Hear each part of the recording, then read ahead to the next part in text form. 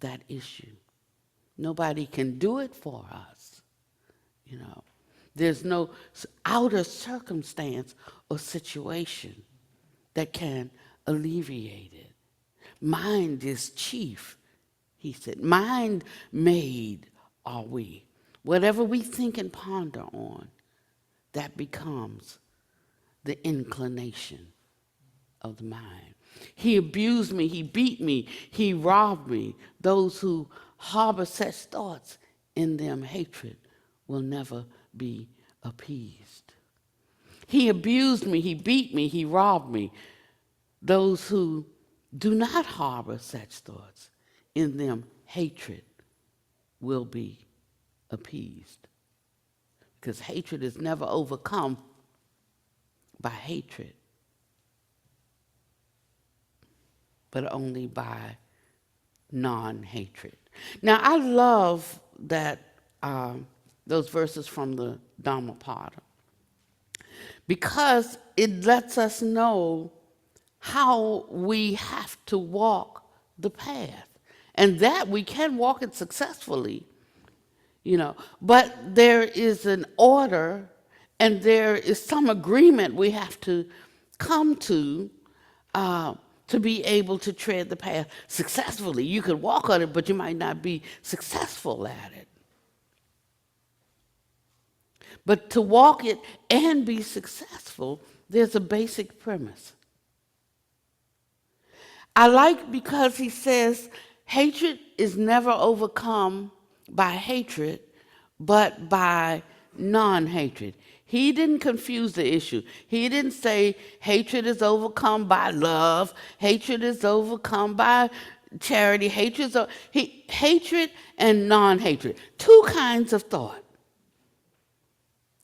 And you can take, when you approach it and look at it, to help you be very clear, very, very clear, to not give another definition for something, he made it simple.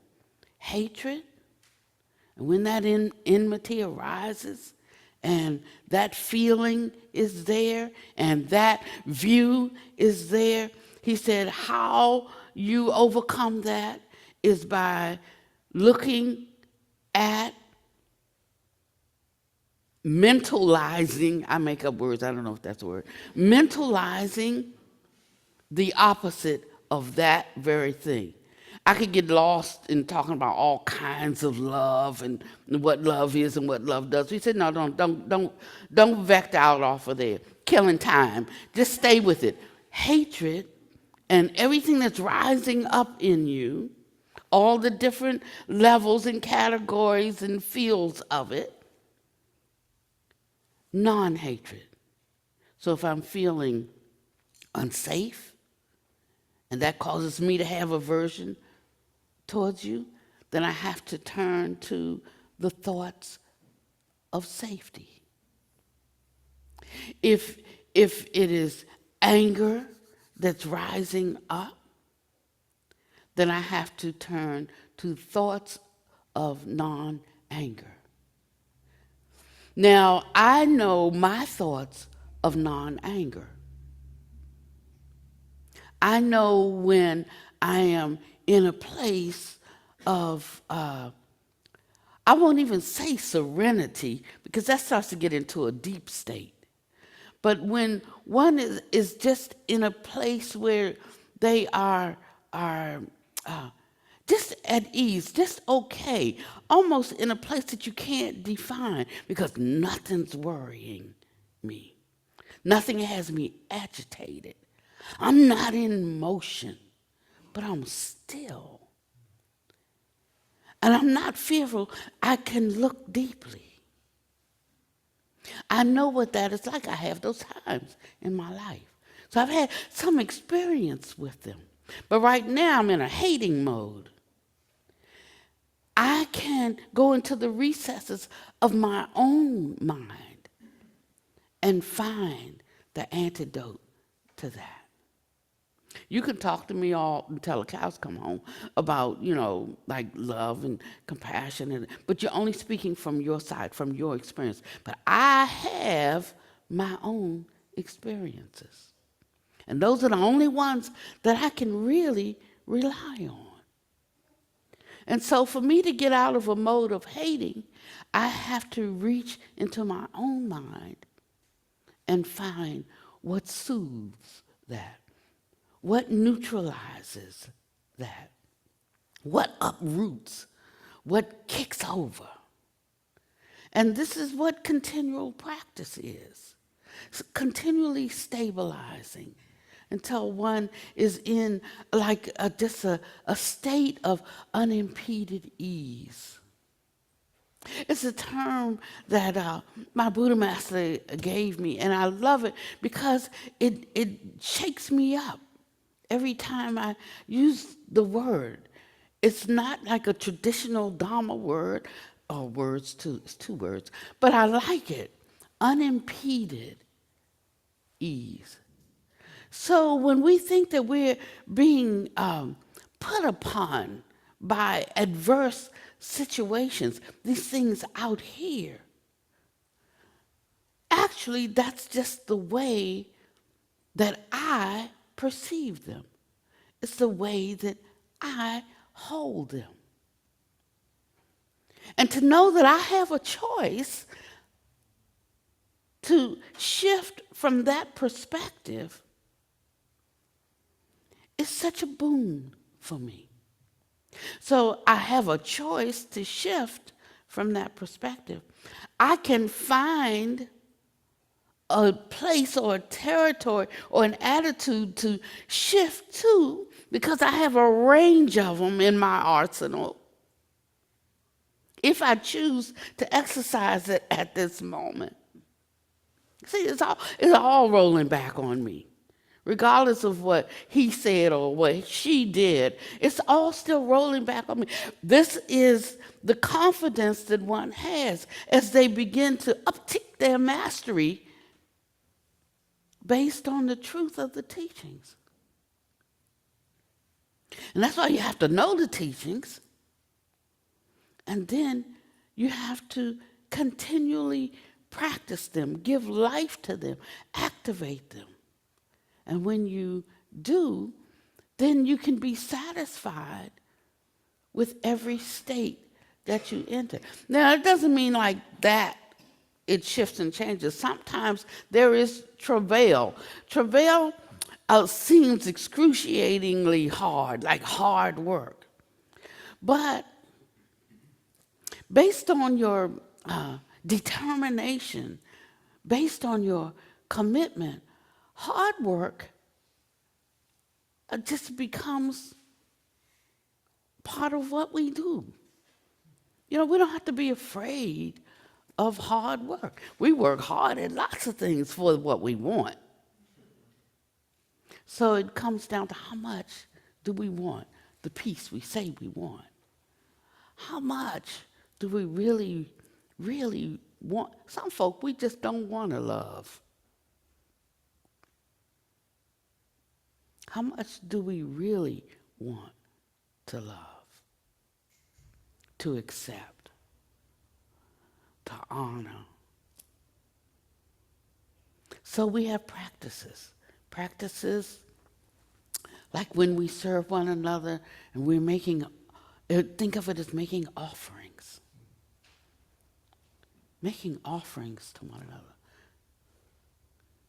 And we think about making offerings to the Buddhas and the Bodhisattvas, but he said that when you are kind to one another, when you're gentle with one another, when you're long-suffering with one another, when you're patient with one, when you see no fault in one another, that it's the same as making offerings to the Buddhas and the Bodhisattvas. I had someone tell me, because we do all kinds of different practices according to different people's propensities and interests and capacities. I mean, some things we have to accept just as a temporary but true karmic reality. And so some things that we expect, maybe a person just doesn't have the capacity karmically to offer, to give us. Now, what are we going to do about it? We can't say, oh, he should do better. Maybe he really can't do any better due to karmic forces. I mean, like, you don't know.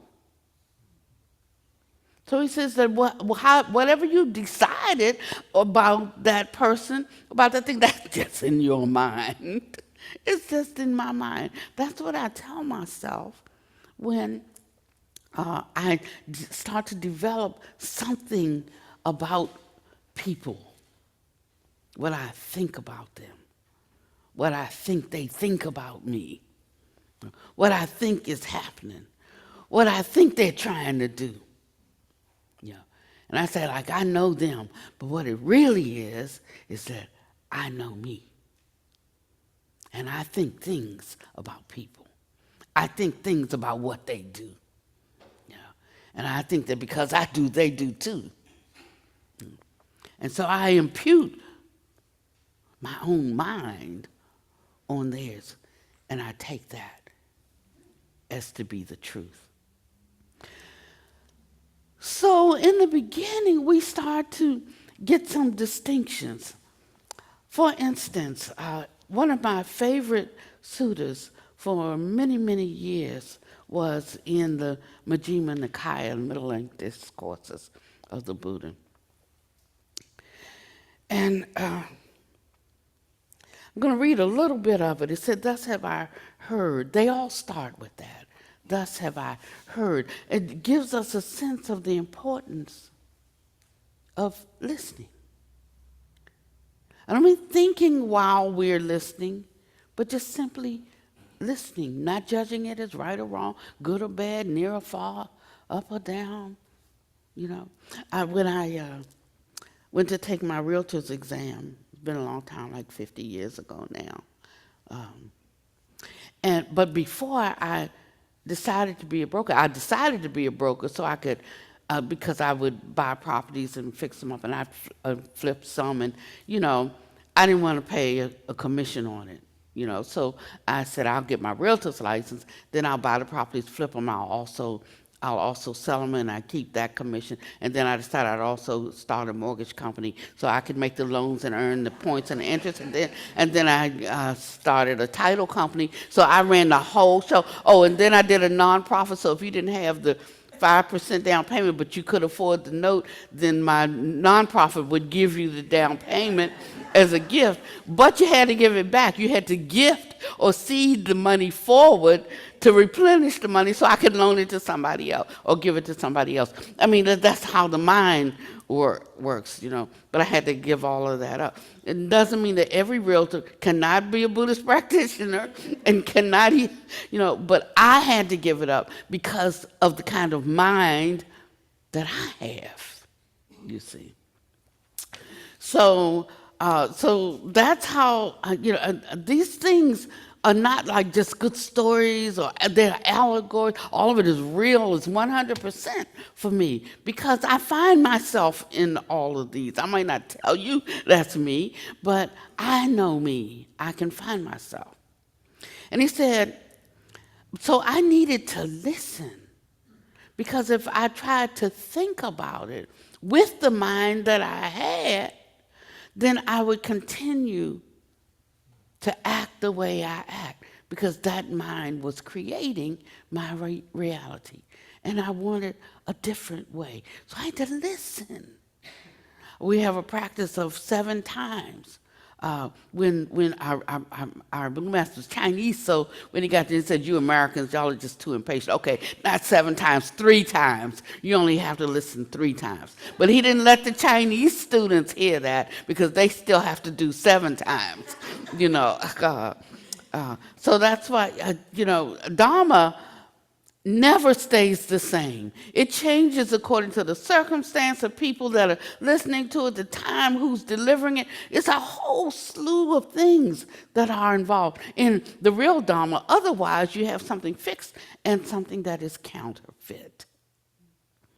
So he said, friends, there are these 4 kinds of persons. I used to be a Pentecostal preacher, so I They gave me a big clock. So I have to keep track of the time. I love Fred. Fred drives me crazy because Fred is like, he's punctual. Fred's on time. I was up here a minute early today. Uh, and but you know, when I'm in my own mind, when I'm in my own Dharma center, like, you know,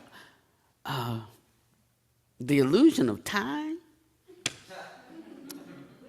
And when you to show you how illusory it is when you're somewhere where you don't want to be, or you're hearing something you don't want to hear, or you're doing something you don't want to do. Time just seems to drag on and drag on and drag on. But when you where you love being, where it is giving you life, the time goes by so fast. Before I know the time is gone. I was like, that was just the introduction. I haven't even gotten to the talk yet, and so I can go for hours. I love that story in the Bible where, you know, one of the apostles, they were preaching, and he preached for so long, you know, somebody fell from the rafters and died. And he didn't miss a stroke. He just kept going. And when he finished, he raised him from the dead. That's the power. That's the purpose of supernatural power. Yeah. So I want those kind. I don't want ordinary powers, what everybody's got. I want to be able to do what people can't do. But I'm willing to pay the price to do it. You have to be willing to pay the price. Sometimes we want things, but we're not willing to pay the price for it. So this helps us to be able to determine what our real motivation is and what we're really willing to give, what we're really willing to give up, what we're really willing to do, what we're willing to take up. And this is a way to help us to know, not the other person, oh, that's John right there, oh, that's Susan right there, but to know ourselves. And as we begin to know ourselves, you know, then we begin to shift and change. We know how to tuck and roll, you know, and we don't go left when we mean to go right. In the Chinese, they talk about evil and erroneous views a lot. And so in the beginning, I said, I don't know how to bring this to my Sangha because, you know, like, we don't even like the word evil, you know, because we went through some things and you know, just in the way our culture evolved and spiritual traditions with it. And some of us have some issues around some of that, you know. But I had to think of a way to be able to receive things, and you know, to not sweat the small stuff. This is a big point being making right here, and I'm over here on this little tributary, angsting over this word over here that I have a problem with because I don't like that word, you know. And so the way that I help myself, and I can only tell you how I help myself, you know, is that I decided that Webster did not have dibs on definitions, and so if there was a point being made, but I got stumbled or stopped by a word, I changed the definition of that word within the context of what was being expressed. So I became aware of the notion that evil might mean if you're trying to get to your goal and it's over there and you're going in that direction. It's evil in the sense you'll never, unfortunately, be able to reach your goal. The most egregious thing could be going in that direction when your goal is over here.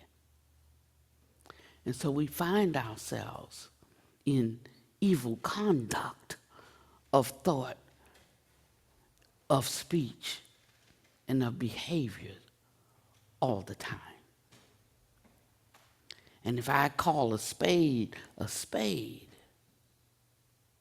just call it out, I just call it out, then I'm in a place that I can turn it and go another direction. But as long as I'm placating, make excuses for, oh, it's not that bad. Just go ahead, girl. Go ahead, just do that. Well, you know, it'll be all right. then I'm not as committed, and my goal starts getting further and further away. It's the thing about going in the wrong direction is that's the beginning point. And every time you take a step, your goal gets further and further and further away. And sometimes it gets so far away that it's out of sight, and you forget you even had that aspiration. That's the danger of walking too far. And can you see how in that sense it's evil? Now there's another way I'll talk about evil, that is no evil, the falsity of evil, and that evil and good are one and the same. There's no differentiation, but that's for another Dharma talk. But right now I'm talking about it in this sense. And so a lot of times we are stumbled when we're ready for that, to be catapulted into that next step of growth and development that we are absolutely ready for. We don't know it because we don't know it. We don't know it yet. We have to hear it first and say, that's what I was looking for. We have to hear it before we can enter into it.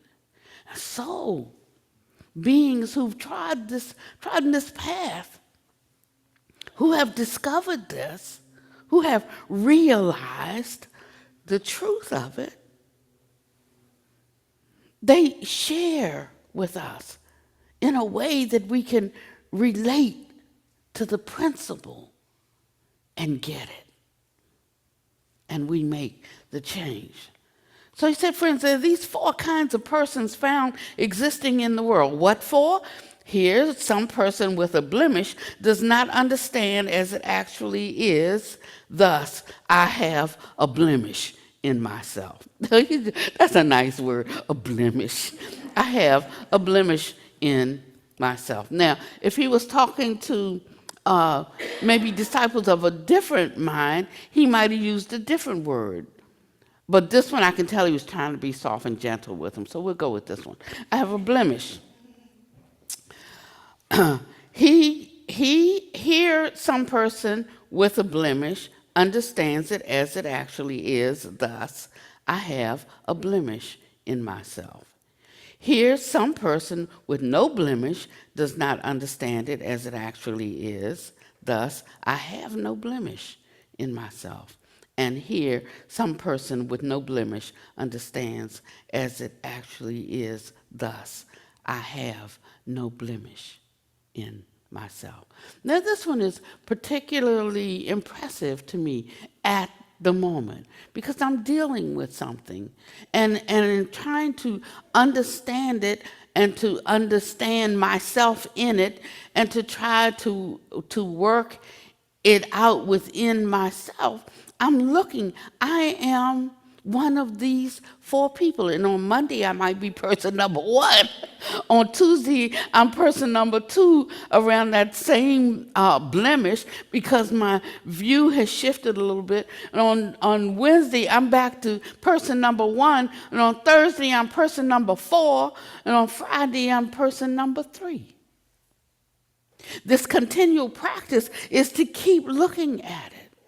And as we look at it and focus more and more and more, we get like that, instead of that refracted vision that sees all of this, we get that laser-like focus. And finally, we can penetrate a matter. And we will have built up enough that we could actually move forward. Four kinds of persons. I have a blemish. One who has a blemish and understands that they have a blemish. One who has a blemish and thinks he has no blemish. One who doesn't have a blemish and thinks he has a blemish. And one who doesn't have a blemish and knows he doesn't have a blemish. Here, the person with no blemish, here, the person with a blemish who does not understand, I have a blemish in myself, is called the inferior of these two persons with a blemish. Herein, the person with a blemish who understands as it actually is, I have a blemish, is called the superior of these two persons with a blemish. Here, the person with no blemish who does not understand as it actually is, thus, I have no blemish, is called inferior. Herein, the person with no blemish who understands as it actually is, I have no blemish, is called the superior. So many times we give up before we win the prize. Because there is this mind going back and forth, should I do this or should I not do this? Going back and forth, in our states of confusion. And so they said, well, explain to us why one is inferior and the other is superior. Because I need to have all of this in my arsenal, because that's the only way that I'm going to rectify my confusion. The mind that created the confusion can't rectify it. So here I'm going to the Dharma for rectification of that confusion. He said, why is one called the inferior man and one called the superior man? What is the cause and the reason why of these two persons with no blemish, one is called inferior and one is called superior? He said, herein, friend, when a person with a blemish does not understand as it is, I have a blemish, it can be expected that he will not arouse zeal, he will not make effort, he will not instigate energy to abandon that blemish, and he will die with lust, hate, and delusion, with a blemish, with a defiled mind. When a person with a blemish understands as it actually is, I have a blemish, it can be expected that he will arouse zeal, make effort, and instigate energy to abandon that blemish, and that he will die without lust, without hate, without delusion, without blemish, and with a mind that is undefiled. You see, it lets me know that my future is not in the hands of fate. My future is not even in your hands. My future is in my own hand. And that's why I have faith in the Dharma. Faith meaning confidence, because it has informed and is informing. And on the basis of those two factors, I can deduct that it will continue to inform a confused mind and straighten things out for me. It's like my closest friend.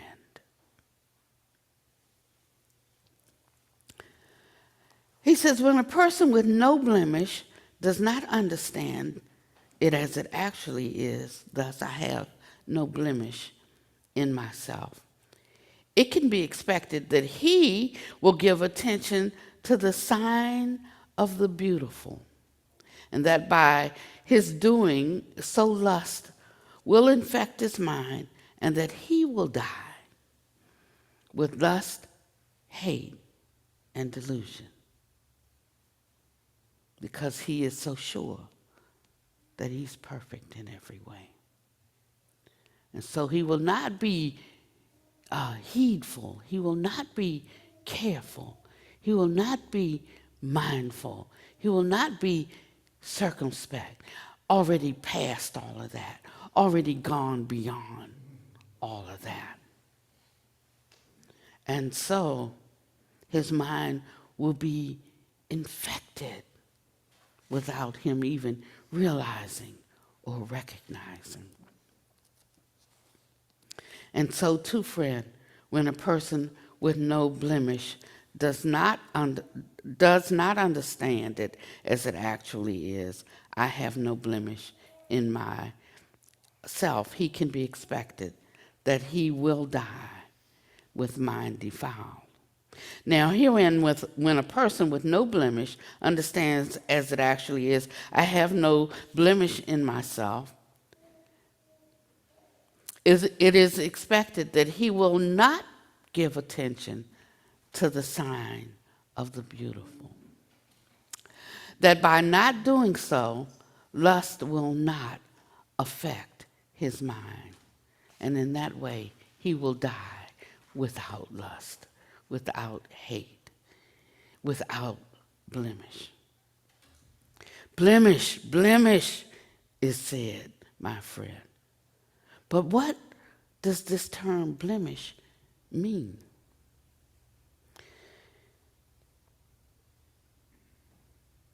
Blemish, friend, is a term for the spheres of evil, unwholesome wishes. It's possible that a bhikkhu, that's a male monk, might wish, if I committed an offense, let the bhikkhus not know that I've committed an offense. And if it's possible that if they come to know that I've committed an offense, so he's angry and bitter, the bhikkhus know that I have committed an offense, and the anger and the bitterness are both a blemish. You see, so now I'm not going to read any more of this, but I want to tell you, if you were reflecting on this when you were caught in a fault, or if you were reflecting on this when you were feeling prideful about a way you hold a self or hold yourself in front of someone, if you were reflecting on this, I'm talking about what continual practice is now. Yeah. Then this stays in your mind. Can you see how you'd have the capacity to very quickly make progress? To very quickly be in a place of ease, that unimpeded ease, because you can find yourself. If I used to always say, I love the Dharma because I find myself, and the Dharma can find me, I'm not lost. Pannavati might not always be able to find herself. You may not always know. Just because of our obscurations due to causes and conditions, we may not know where we are. But if we seek out the wisdom of the Dhamma, we are seeking out the knowledge of ourselves. And we can find ourselves. Now, after we find ourselves, then what? It goes on to give us paths by which we redeem ourselves.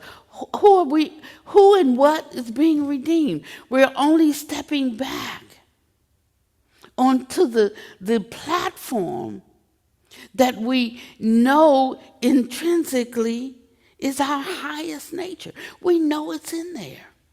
If we didn't know that it was in there, there would be nothing that provokes us towards good or to do good. We wouldn't have any inkling of it.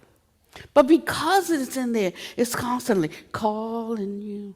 It's calling you. It's calling. And the call is not a voice from the outside.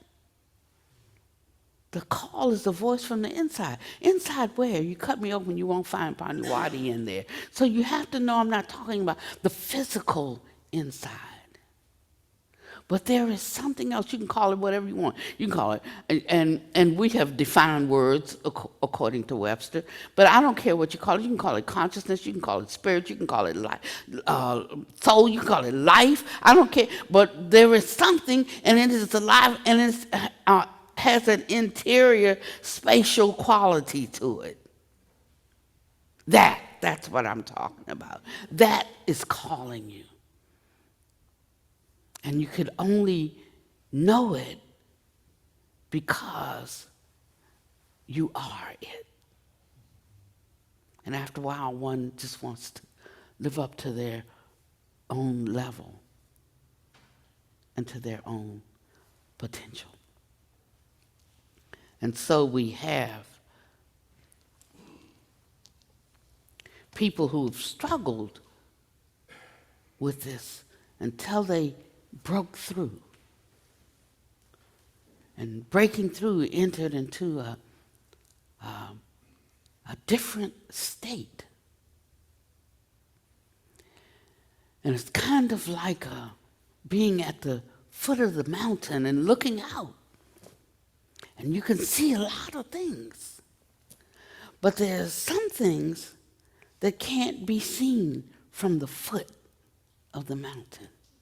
You have to go up. But when you get there and then you look out, I was, I can tell the story because he's dead now. But Bante Venerable Ramsey was a dear, dear friend of mine, and he invited me up to his place up in the mountains in Illinois. And I like him. I'm not, you know, metro. I'm not urban. We're like in a little country kind of southern town that's near another little country southern town that's so much bigger than ours that we think that's a city, that it's a bit, you know. So he invites me out to his place, and we go and stop in the mountains. But we do have indoor toilets, you know. But he has outhouses. He didn't tell me that before he invited, because I'm still working on loving bugs and snakes and things that crawl in the night. And so he puts me up in my place, and I have to go to the bathroom in the night. And I just couldn't make myself go. So I'm holding it, you know, all night. I couldn't wait until the first crack of dawn so I could run to the outhouse. I run to the outhouse, and I look out. It doesn't have a door. So now I'm wondering what, you know, but I gotta go now. I sit down, and there's only one way to look, is straight out. And there's another mountain, and there's a house right over there across from the outhouse. I only stayed one night because I just didn't know what to do with it. I just wasn't ready for that at that time. No harm, no foul. I said, I'd like to spend more time with you. Come down to my hermitage. To my hermitage. But it's something like that. You know, this continual conduct is where you're always checking yourself, you know.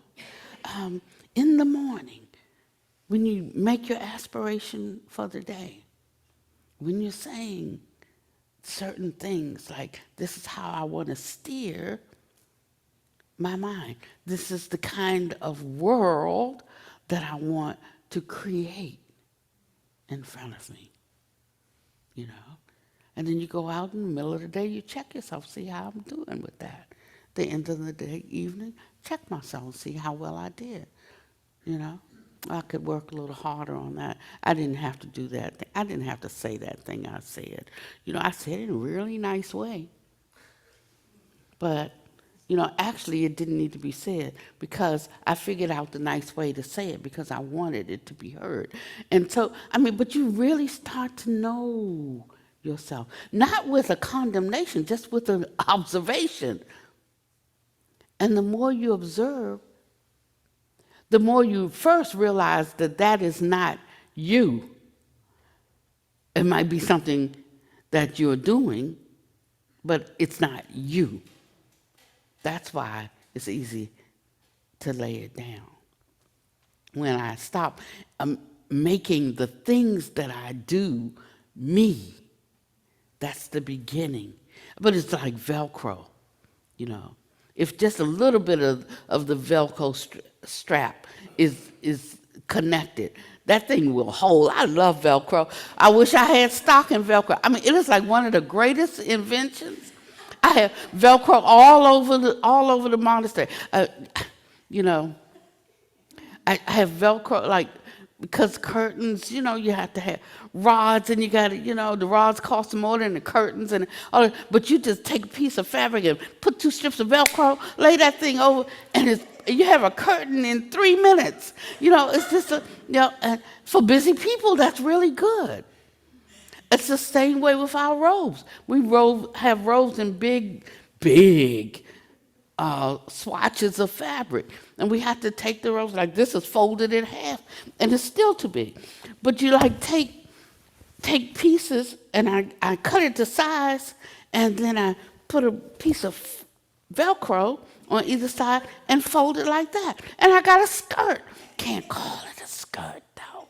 It's the lower robe, but I just made a skirt, and then it's not falling down all the time. And so it's just wonderful. So I went in one day like this. You might call it a gown. This robe that I've made, it's functional for me because I have a big stomach. I mean, that ain't no thing. It's just a body part. I got a big stomach. Stomach is bigger than my hips. So when I tie something around my waist, if it slips, not a pretty sight. It's gonna go all the way. It's gonna go all the way down. So I need a one piece. It's just a practical thing. So I don't need somebody to come in, and the robe should be 64 cubits by.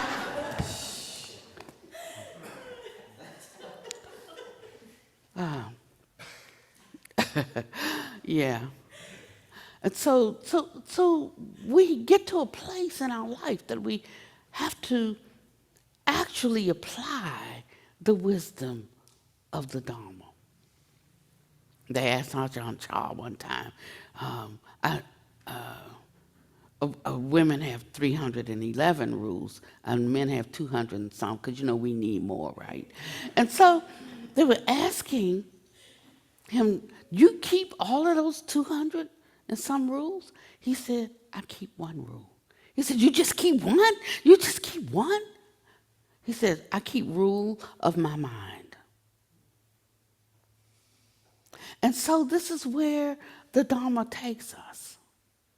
At the end of his journey, the Buddha said to him, and they started with no rules until somebody did something evil. Evil meaning it was taking them, what? Away from their goal. And so he set in a training guideline to help. And then somebody did something else. And now everybody says, oh, I wish I could have been one of the Buddha's disciples. I wish I could have been. No, you don't. Because he did not play. If you couldn't handle yourself and somebody had to bring that mess to him, he set in a rule. That's just it. It was a prohibition. It was like outlawed because he didn't have time. He didn't take time for that. Not like Fred. Fred, long suffering, patient. The Buddha said, oh, really? Okay. And he just said, okay, no more eating. After they were saying, somebody said, your disciples come by all the time, at all kinds of hours. They come by in the morning. They come by in the midday. They come by in the evening. One night we thought it was a ghost standing out there with a bowl. And so then he shifted that they could only go out once, and they need to go out in the daytime. And so things that were set up for maybe they have a spiritual a connotation or aspect of how to be the perfect offering to others, right? But they were mostly just practical, like duh. They were practical. There was something about the relationship that they had with each other, something so beautiful about it. That's why I love the concept of beloved community, if it's truly beloved, And so But they had something in their fellowship and in their harmony that when they went, it made some people nervous. And he said, like, your folks are seem to be too close or too personal with each other. I mean, but people noticed something that they were missing, something they didn't have. They didn't know exactly how to frame it. They didn't actually understand it because they hadn't activated it in their own life. So he made lots of rules concerning how we would conduct ourselves for the sake of the feeble-minded. And so that's an offering that we give. Sacrifice is not a sacrifice to us. Sacrifice to us is the perfect offering. So I had in my mind, make my life a sacrifice of worship. Worship is applying worth to. Make my life a sacrifice of worship. And that starts to change something if the mind is leaning in that way. The things you did, you don't want to do them anymore. You might still do them out of habit, but when we create new habits that counter and nullify those old habits, then our life changes. And we actually reap the benefits and the reward. Sometimes I got great satisfaction in saying something to get back at somebody. Sometimes I still do, you know. I'm not walking in my perfection yet, but it's in my view. So that means that I can see it. And that keeps me walking towards it like a North Star. It keeps me going in the right direction, even though I may be here in the dark. That's my North Star, the Dharma. And I can understand it. And I can recognize what I have a choice about. And I can also recognize ripening fruit of past actions. And I can also realize that if there's something present in my life, it's not by happenstance, but it is due to causes and conditions that bring about this temporary condition or impression. And if I remember that, then I know that as quick as this, something can change in an instant. And maybe it changed at 11:11, but I didn't hear about it until tomorrow. Doesn't mean it changed tomorrow. It changed at 11:11, but I just didn't know about it until tomorrow. So we see the limitations of knowing things through the only gates as an ordinary human being. And Buddha takes it even further. He calls it ordinary, untaught, run-of-the-mill. Now, by the time he's getting to this one, I'm like, that's not me. You know, ordinary, untaught, run-of-the-mill. But when one inquires about the Dharma, he puts forth the effort to go and to hear the Dharma. He remembers what he heard, and he puts it into practice. Then he says, you're no longer ordinary, untaught, run-of-the-mill. And so we think we have reached some state of accomplishment. Like compared to them, I'm good. But he says, but you are still ordinary. So now we know that there is more. And the same effort we had to put forth in the beginning to go from 0 to 5 miles an hour. If we want to go to 10, we have to push that pedal. We have to give it more gas.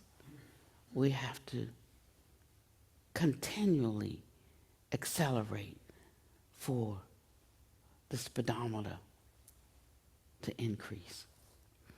And so let this life be kind of like that for you, knowing that it never ends. The scope of wisdom is boundless.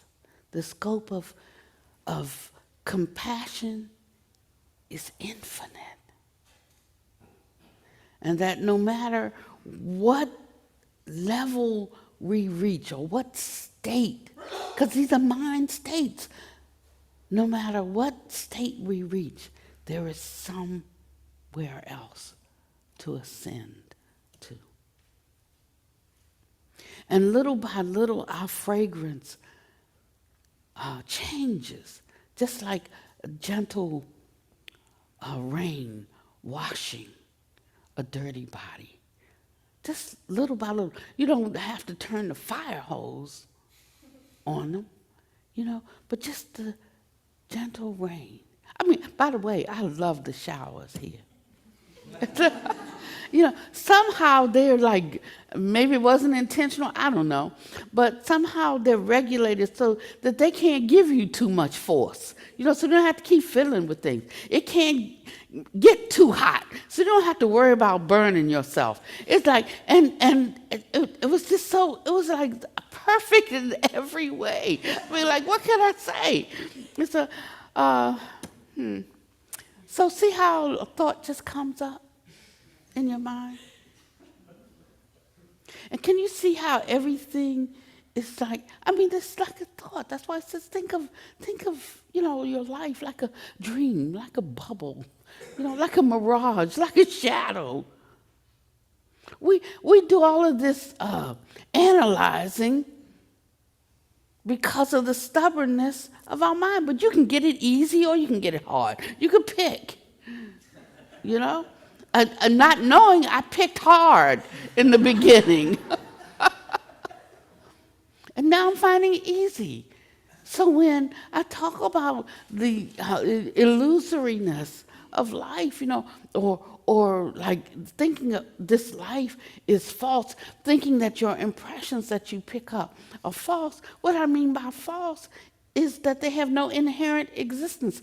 That thought came due to some conditions that allowed it to manifest or come to that conclusion. And that's how you have that thought. Deconstruct that thought goes away. It's not rocket science. I thought it was, because I thought I had to have some kind of darn spiritual dispensation, and I had to have, thought I had to have all of these things. But he explains it in a way. And my own way of understanding it is of unwrapping, my package, is that I came up through very esoteric systems and experiences. So what needs to get unpacked for me? What that mind made those experiences to be in my life. That has to be unpacked in a certain way. Let's say a person comes up in like with no, like, say, spiritual tradition or whatever. The first time I went in and said, how many people were raised in the church or a synagogue or a temple? And I looked, there was a room full like this with 2 hands that went up. I said, oh my goodness, I don't know what I could say to these people because this is what I know. And I can only speak from my own experience how Dharma, what the reality of Dharma is. Somehow I got through it. And some must have had some non-spiritual experiences too. So I was able to relate, satisfactorily. But this is about untying knots. The knots are already tied. We're already dropped in the middle of the ocean. We are here. It's no point talking about in the beginning. We have to deal with here. And we have to take one step back, and then another step back, and another step back, and begin to untie our knots. So it's okay to learn a little, but don't learn too much, because then that just becomes head knowledge. But just take the little that you learn and bring it into your life in its fullness, that you understand it. The thing is that wisdom is contagious in its unfoldment. It's that when I unlock two things, those two unlock 4, and those unlock 8, and the next ones unlock 100, and I almost have to run to catch up with the unfolding wisdom. Like it's so awesome, it's marvelous. And I have no idea, no thought that Pannavati is coming up with all of this. Not this Pannavati that you see. She's the figment of my imagination. She's a figment of my imagination. But I start getting closer and closer and closer to the essence of who I truly am. And when that starts to happen, obstacles fall. Hindrances don't affect you. Things begin to just disappear out of your life. They seem to go away. But it's not that they're just going away. It is that the falseness of them is dissolving, because you have a mind that is penetrating to the truth of reality. It's like breathing. You don't say, okay, take a breath, Pannavati. Okay, let it out, Pannavati. Take a breath, Pannavati. You just breathe naturally. And this is how your life starts to become uncomplicated, and your obstacles start to disappear. They get discombobulated by the frequency. They get, they just can't rise. That's all I can say. And then seeing will just be seeing. Hearing will just be hearing. Tasting, touching, smelling will just be tasting, touching, and smelling. No need of the grasping. I like this. I don't like that. I want this. I don't want that. I saw this. Your life becomes a lot less complicated. And in the lessening of that complication, you won't keep creating conditions that cause other factors to arise in your life. You start having the life that you want, and you start being satisfied with the life that you have. And it's priceless. That gift of prajna, of wisdom, is the pearl without price. And so I'm going to ask you to just settle for a few minutes.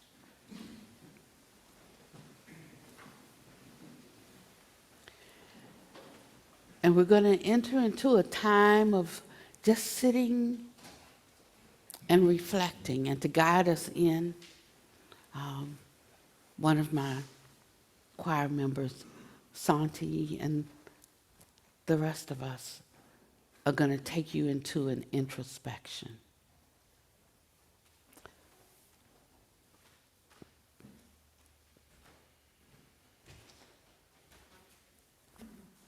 If you wait for him.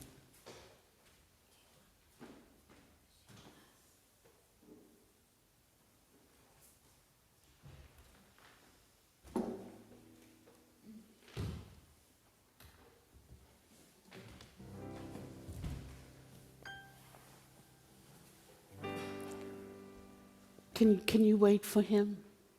Thank you. My new friend. I, we sing some, we do some chanting and so forth.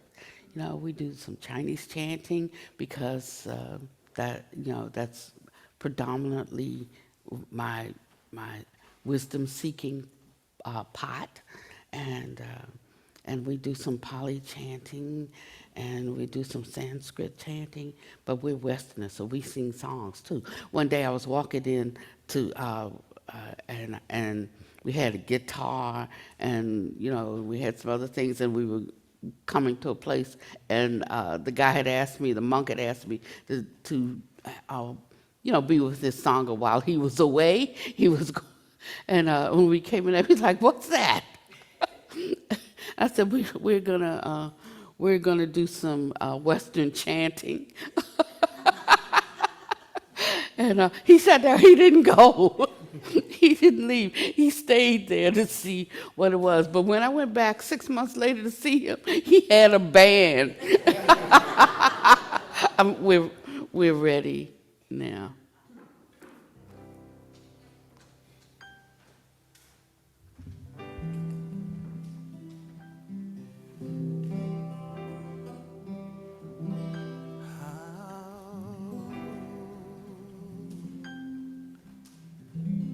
So I can't hear the song at all.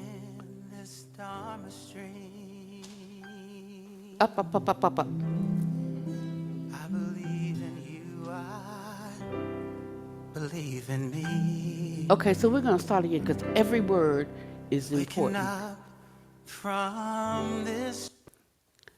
Are you ready?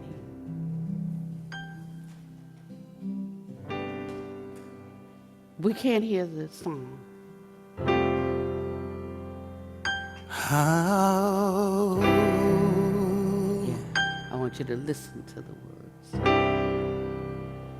Walking in this Dharma stream, I believe in you, I believe in me. Waking up from this dream, I believe in you, I believe in me. Give me a way to breathe.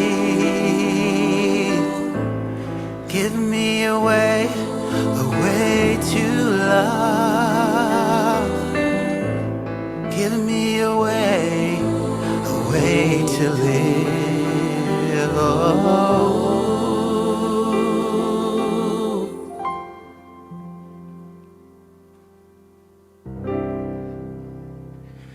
No more feeding the illusions of a solid separate me. Bodhisattva's guiding my way, and I see things differently. Oh, give me a way to breathe. Give me a way to love. Give me a way to live. Oh.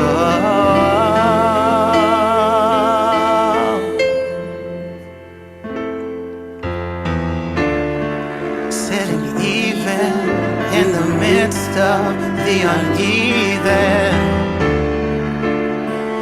resting in the don't know mind,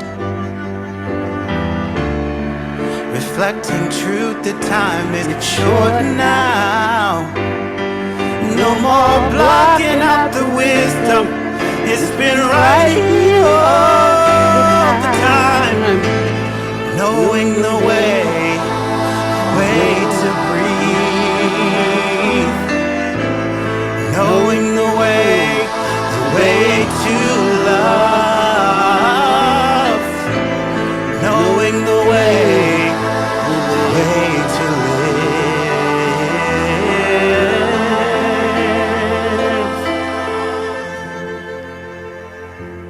Awaken mind,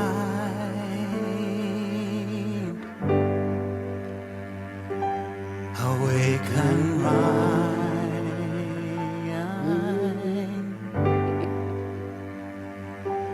awaken mind, oh, awaken mind,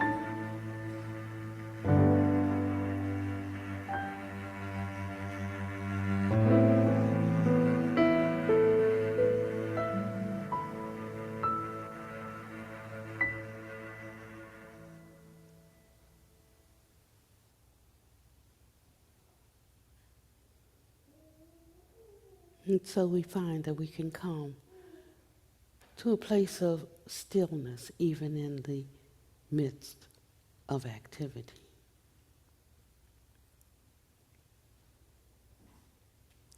And it can kind of turn us around because we can become accustomed to trying to force the mind to be still. But the closer the mind gets to its original Dhammakaya essence, the more that it settles into a place of serenity all by itself. In the midst of hearing that which makes one joyful, there is calm and there is peace. In the midst of that which is true, one finds solace and ease.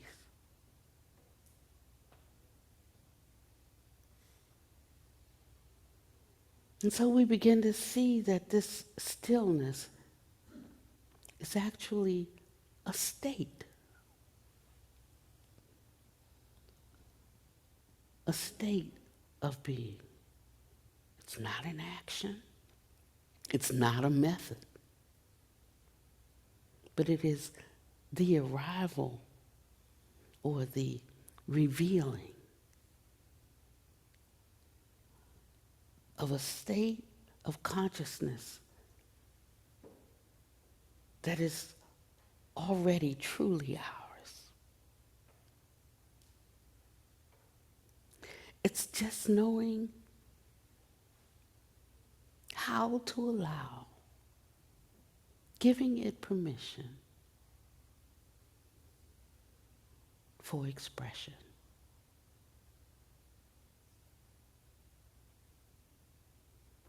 And it is the fruit and the benefit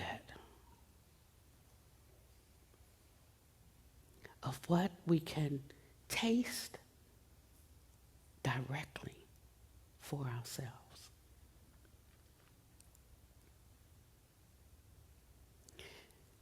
He said, with applied and sustained thought, one enters into the first jhana or meditative state, accompanied by piti and sukha, or by pleasantness and joy.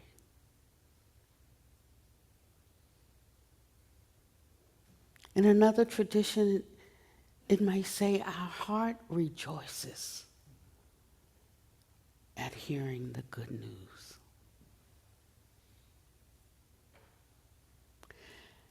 And somewhere within our being, knowing that that news is true. Because it burned, even if just for a few minutes, through the illusion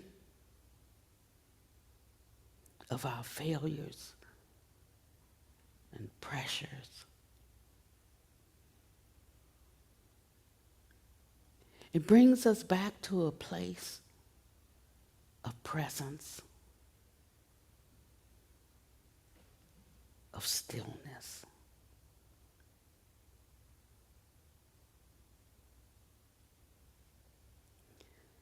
And it lets me know that even when I'm thinking about and grasping after and craving even good things, that there is still a kind of motion that takes me away from quiescence.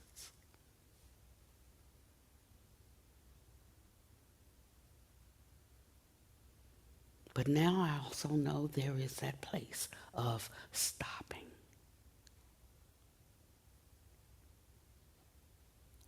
And I can notice if I look with a singular motivation, I can notice when I'm about to take off and grasp something. I will begin sooner and sooner to detect the movement away from this perfect stillness.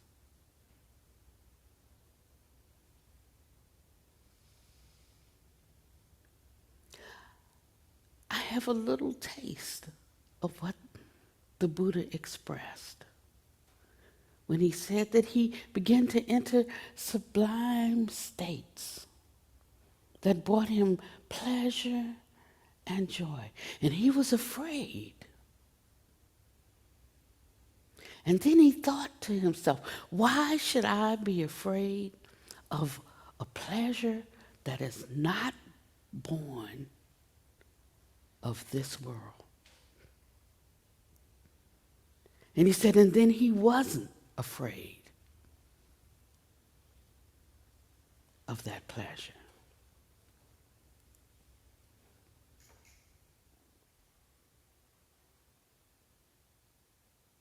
The thing about it is if we only just find the way in to that first state, to know that it can be directly experienced, known by me, that's the only state that I have to really arouse some effort to get into. If I'm willing. If I think there's more benefit than other states that I hold. He said, because when you get into that one state, and it may seem a little strange because you're used to tagging off in other kinds of ways. That not being worried, that not being hurried, that not being, not having everything all planned out, by not using the mind to instigate and navigate and control every single thing, that there is this kind of spontaneity that can arise that can change something.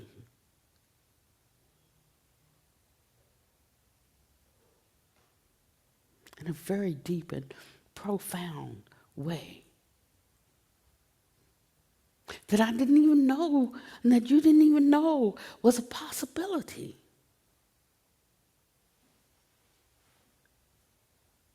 But the states bring about different expressions that can change the structure of outer appearances.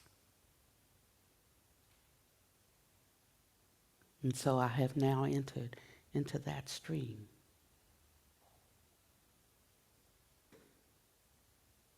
To break down and dispel the mystery of life. Mysteries are only a mystery because you don't know how it comes about. But once you know, it's no longer a mystery.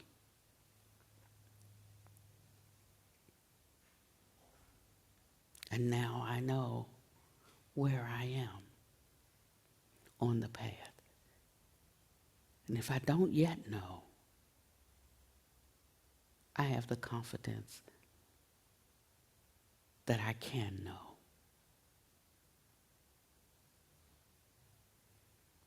And making the effort to know.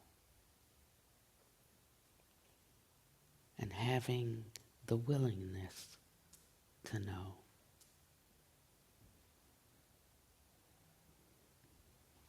I joyfully enter the community of living beings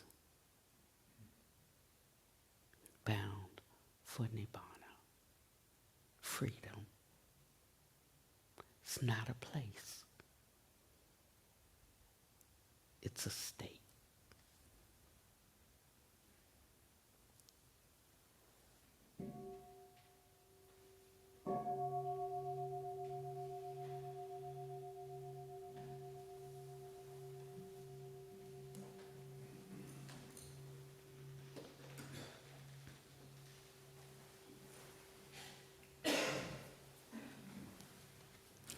You all coming up here? Should I move?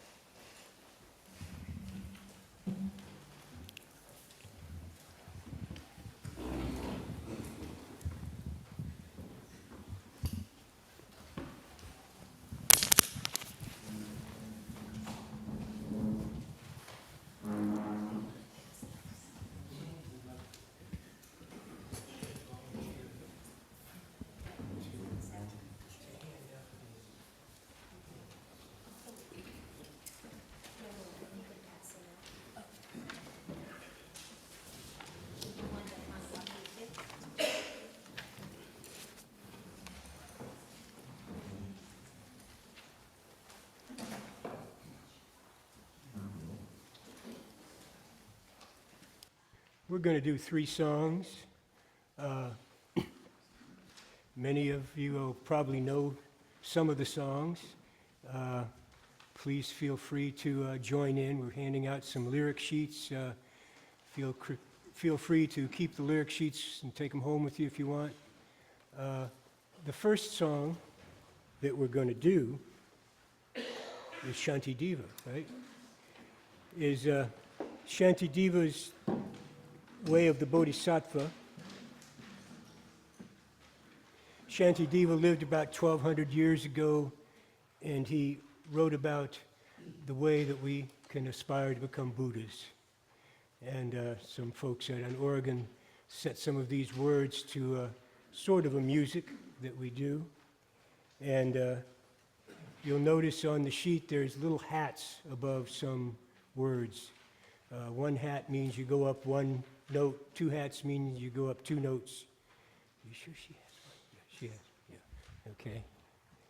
If I'm heard, okay. My ear's not big enough. I should work on that. But anyway, so please join in. If you don't feel like chanting along, just to read the words and think about them. These are aspirations. If we would like to become a Buddha, what are some of the things that we might aspire to? Before you start, I forgot to invite them to stretch. Oh, sure.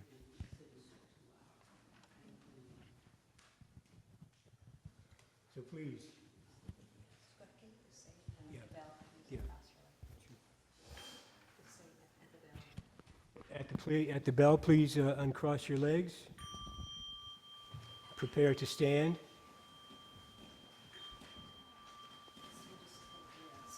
Yeah. Just do a little stretch.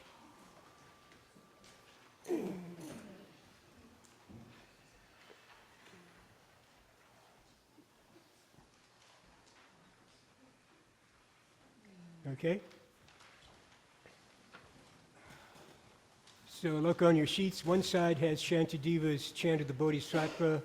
The other side has the Metta song. We're going to start out with the Chant of the Bodhisattva.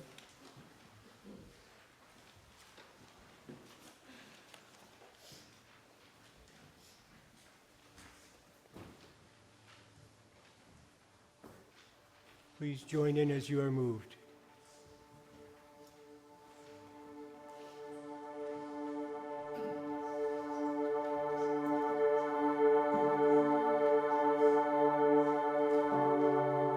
Shanti Deva's way of the Bodhisattva.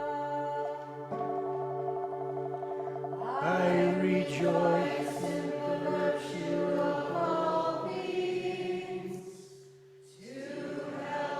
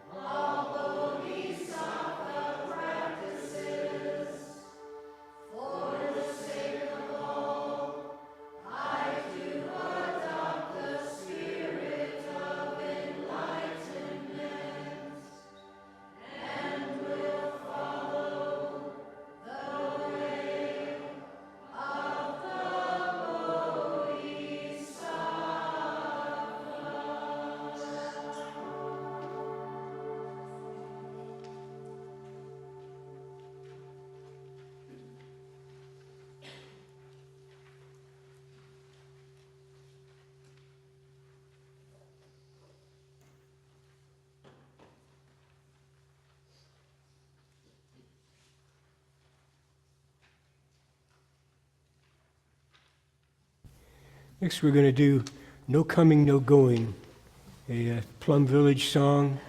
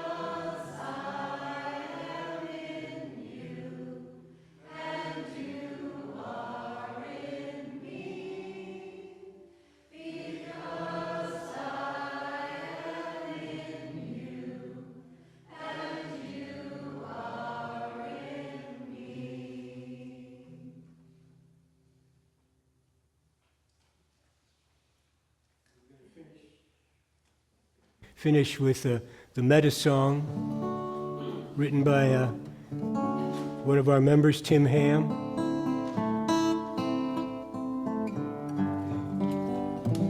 Based on a traditional loving kindness meditation where we start with ourselves, then with others that are with us, and ending with all beings, including our enemies, because loving kindness is not approval. We can love our child and yet disapprove of things they do. So please sing along.